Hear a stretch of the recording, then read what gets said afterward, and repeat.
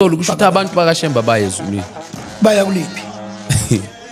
Ngoba bayalifunda iBhayibheli. Ngihlale ngibuza ukuthi bayaphila ubungcwele. Abaphila ubungcwele bona. Bakuphila. Because uNkulunkulu uthi I put before you life and death. You make a choice. Yes. So abantu abasonta lapha bazosala bonke.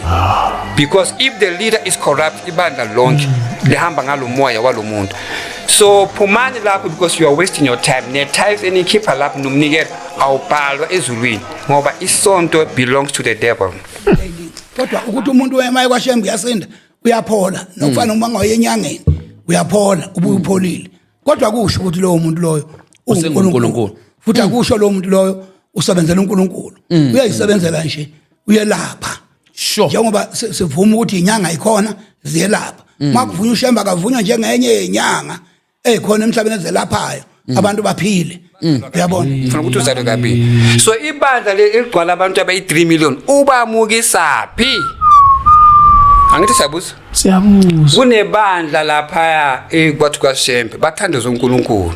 Abanye sibabonile khona manje siwithi masizi bahlezi bagcwele. So labantu la bagcwele lapho kodwa akunawani ake waphakamisa izandla athi ngithatha uJesu. Abathatha uJesu lapha. So lo kade simbona shumayela khona manje masindlula. Ubamukisa phi labantu lapha? Ngoba akayazi ukuthi abantu bafuna ukuthi bazalwe kabili. Kodwa ibandla linabantu abandlula million. So labantu laba abandlula million la ubashumayeza ubamukisa phi? Ubamukisa phi? Ngoba wena awuyazi ukuthi umuntu uzalwa kabili ubuza uJesu. So uma ubuza uJesu labantu laba basezethisi wena kanjani ubamukisa phi kanti labantu? Yebo. Ubashumayeza ini ngathi wena awuyazi ukuthi abantu bafuna ukuthi bazalwe kabili. Yebo. Ngiyaphinda ngithi ezethisi igama lenu igama lomuntu nomuntu libhalwa in the book of life makaphakamisa izandla athatha uJesu njengonkosi nomsindisi amagama wabo abhalwa in the book of life mabayenza kanjalo only so ngoba abasindiswanga abathathanga abavumanga uJesu amagama wabo akekho and umfundisi wabo akayazi ukuthi ubahole laphi so ngoba umfundisi wenu akayazi ukuthi unimukisaphi mina ngiyanitshela today hambani nothatha uJesu ngoba lo akayazi ukuthi unimukisaphi yabona mfowethu uma sikhuluma ngaleyo nkolo iyadominate ngapha ngakithi. Okay. Kodwa akuyona inkolo yobuKristu.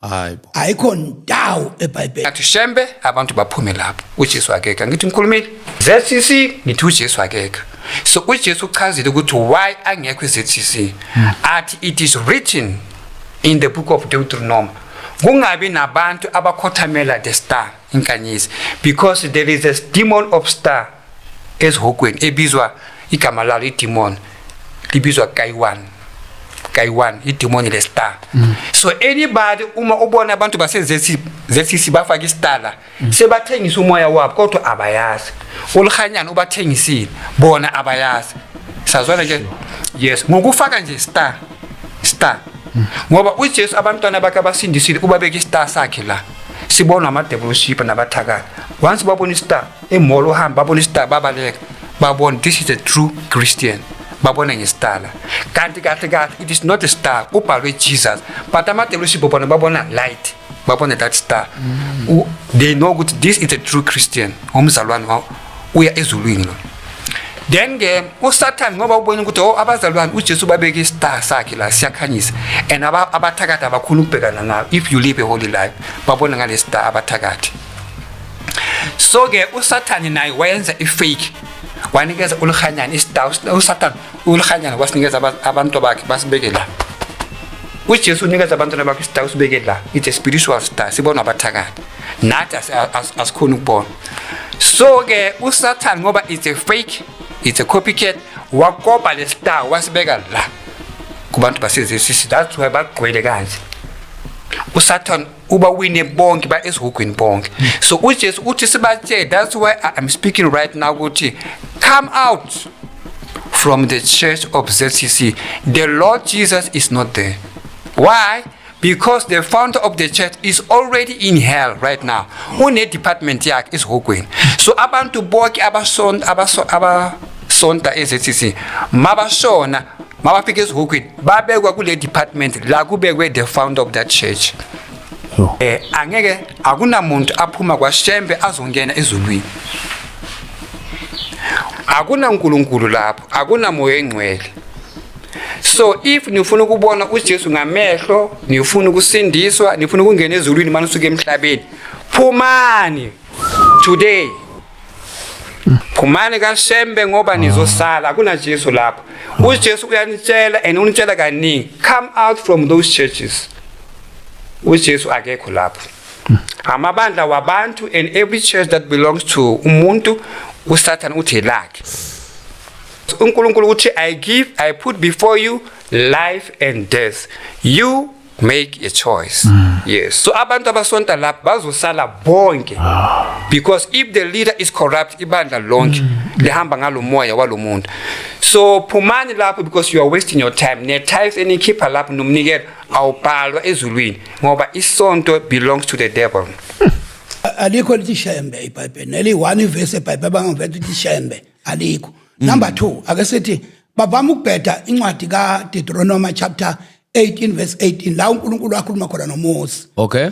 Athi ngizokuvezela umprofeti onjengawe kubafowenu. Bese bethi uShembe uNkulunkulu wabantu abamnyama. There's nothing like that. uNkulunkulu akana abantu abamnyama nabamhlophe. Okay. Abantu uNkulunkulu abantu bonke ukuthi umhlophe ngebala noma mnyama noma unjani akukho eBhayibheli abantsundu into yakwaShembe yabantu abantsundu nabanjani njani iBhayibheli alibhala ngomuntu ontsundu alibhala ngomuntu white ngoba iBhayibheli umuntu uNkulunkulu wadala umuntu oyedwa. Yes. So siyazi sonke ukuthi kuze kube khona abantu abamhlophe bavela kanjani abavelanga ngesizwe esithile baqhamuke nje ngendawo babe kuyona eyayini nesimo esithile se climate ukushisa then basobechinja baba mhlophe not that behlukile kunathi noma bona bezibona behlukile kunami ngebala kodwa siyafana umuntu uNkulunkulu lenkolo ke yakwaShembe inkolo yamanga inkolo engekho baphathi iBhayibheli lona leli kodwa la kuthi Jesu khona bathi Shembe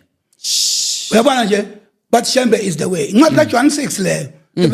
John 14 verse 6. La khona uJesu athi imini indlela neqiniso nokuphila. Akekho yakubaba ngaphandle kwami.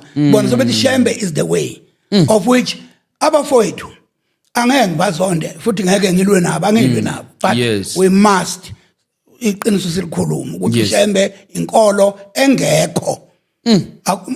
One bathi Shembe uNkulunkulu. Incwadi kaExodus 20 la uNkulunkulu aqala khona ukuyibonakalisa kuIsrael uthi nginguJehova uNkulunkulu wakhiphezwa naseGibhithe Israel uthi kungabi nabanye uNkulunkulu ngaphandle kwami bona bathi uShembe uNkulunkulu you see kusho noma ngaliphatha iBhayibheli they don't care about ukuthi lithini uJesu uqala bebekhuluma kabi ngoJesu today bakhuluma kahle ngoJesu laba bakhona namhlanje bahamba bayilungisa bafuna ukudla umhlaba ngoba ubona impela baningi kodwa iBhayibheli encwadini kaMatthew chapter 7 evesini ko21 lithi akusikho Adam umuntu oyi1 so ke bona mabefuna ukubhayiza baqala bakhulume ke manje balanda imlando umlando ongekho eBhayibhelini ukuthi ubani umuntu omnyama waqhamuka enzalweni kaShem eShem wabanjani ngoba njani bakhuluma bazama ukukhanda lento yabo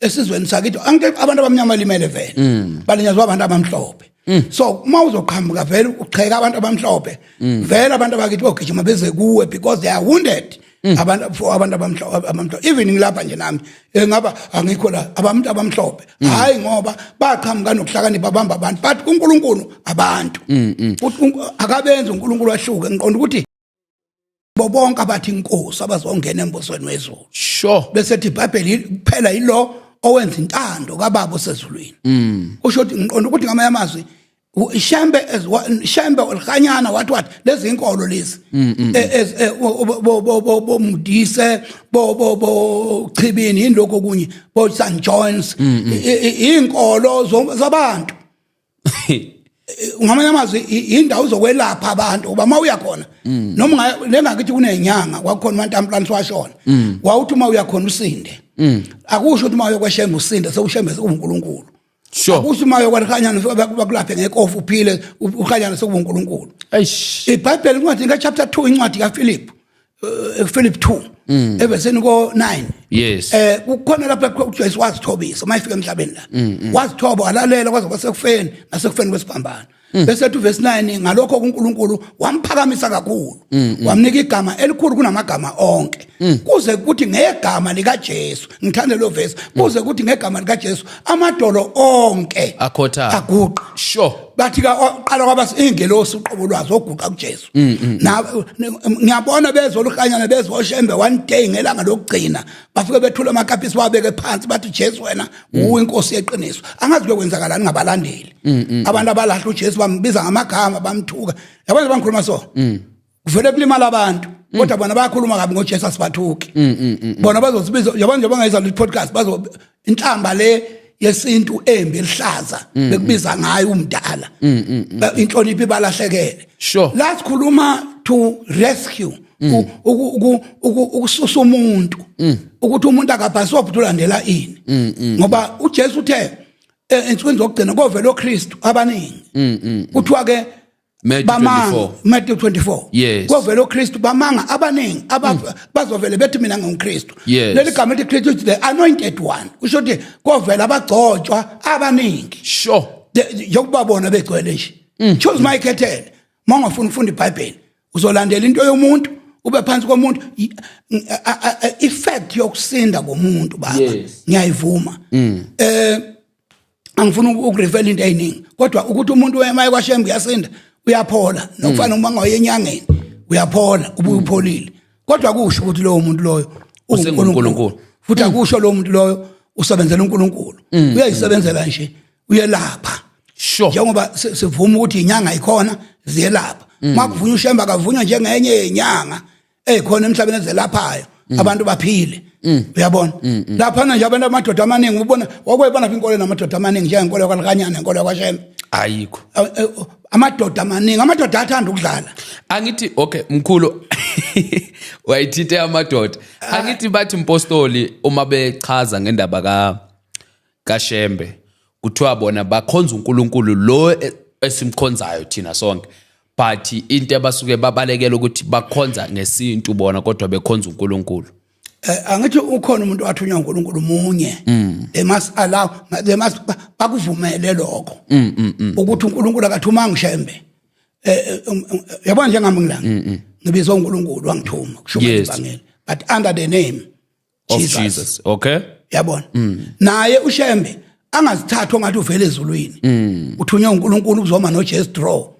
akekho umprofeti omunye simlindile kulo lonke iBhayibheli kuswela abaprofeti emuva baprofeta ngoJesu mawufunda koGenesis uGenesis kuthiwa inzalo yomfazi inzalo yomfazi ubani uKristu akekho umuntu ozalwa umfazi emhlabeni bonke abantu bazalwa amadoda that is why unowakwamabunda nawe ubizwa ngesibongo sika mama wakho umama wakho akazali umuntu ozalayo ubaba wakho yes nami ngibizwa ngesibongo soMbatha umama wakwamlondo angibizwa ngomlondo umama akazala kanayo inzalo umama inzalo isendodeni so ke ngiqonda ukuthi ngamanye amazwi sonke uma uShembe kuyinkolo eqiniso uShembe akavume ukuthi uJesu uyinkosi uthunywa uThixo ngoba iBhayibheli mabefuna ukuhamba manga istory esixoxa amakhehla nje anje ngami anentshebe enkulu amayixoxa wezwa amakhehla athi uShembe kwathi ukuthi kwaba ukuthi bekuxoxela ungazozele bekuxoxela bayaya abantu boyinikela khona kwaShembe bayinikela ubuthaphuthaphu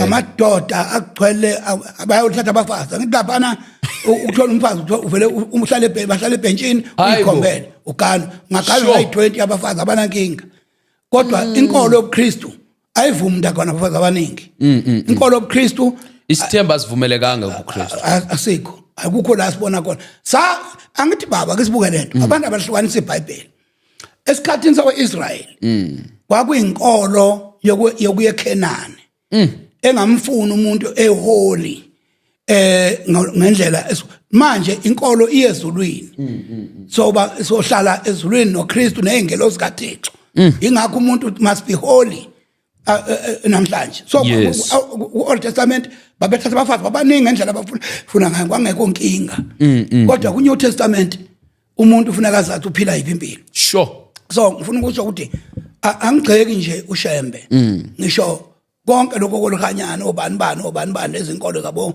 lezinje zabo Metsi what izinkolo zabantu uyabona silungile zokuphilisa abantu kodwa abantu abazi ukuthi ezulwini kufuneka abantu abakholwa kuJesu manje sekukhulunywa nje ngezolo akanandawo Shembe ezulwini Impostoli kusho ukuthi abantu bakaShembe baya ezulwini baya kuliphi ngoba bayalifunda iBhayibheli ngihlale ngibuza ukuthi bayaphila ubungcwele abaphila ubungcwele bona bakuphila phi ubungcwele wako wezwe bekhuluma ngako wena eish ngeke bakhulume ngabo ngoba inkolo yasemhlabeni angali ngiyavuma ngithi inkolo angithi la emhlabeni eSouth Africa kuvunyelwa umuntu noyiphi inkolo ivumelekile kodwa evele ezulwini inkolo iyi1 eza ngegama lika Jesu uma inkolo ikhona ingaveli under the name nje uJesu abemkhulu leyo nkolo akuyona ngoba nabo bakaShembe bafunda iBhayibheli alikho iBhayibheli elibhalwe Shembe or likanyana or banibani ayikho